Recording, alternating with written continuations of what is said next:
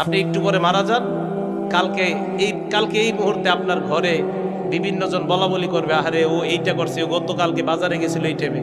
পরের দিন বলবে আহারে ও এই শীতের কাপড়টা পরতো। তৃতীয় দিন বলবে ও আসলে এই সেই। চতুর্থ দিন ভুলা যাবে আস্তে আস্তে। পঞ্চম দিন মোটামুটি, আস্তে আস্তে 1-1.5 মাস যাবে। গতি পৃথিবীর মতো চলতে থাকবে, আকাশ আকাশের মতো থাকবে, বাতাস বাতাসের মতো থাকবে।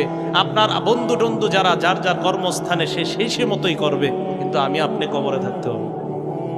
এটাই চূড়ান্ত বাস্তবতা।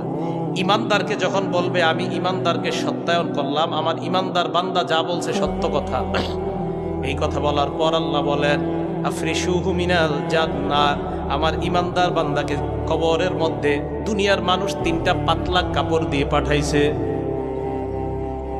আল্লাহ বলবে আফরিশুহু মিনাল জান্নাহ, আমার বান্দার কবরে আমার বান্দার শরীরে জান্নাতের পোশাক পরায়া দাও। এরা পাতলা কাপড় দিছে, ওকে জান্নাতের পোশাক পরাও। আফরিশুহু মিনাল জান্নাহ, তার কবরে জান্নাতের বিছানা বিছায়া দাও।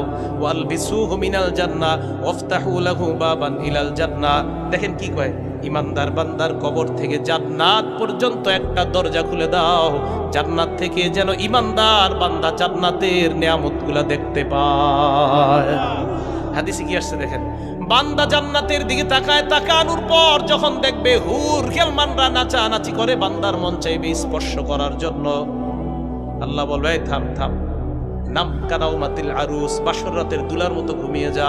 লা ইউকিজুহু ইল্লা আহাব্বা আহলিহি, যাকে তার প্রিয়তমা ছাড়া অন্য কেউ ডাক দেয় না। আরে এই হাদিসের উদ্দেশ্য হলো, কবরের মধ্যে তোমার প্রিয়তমা কেউ নাই, আমি আল্লাহ তোমার প্রিয়তম হয়ে গেলাম। আল্লাহ প্রিয়তম, আমি কিয়ামতের মাঠে তোমাকে উঠাবো, ঘুমাও ঘুমাও।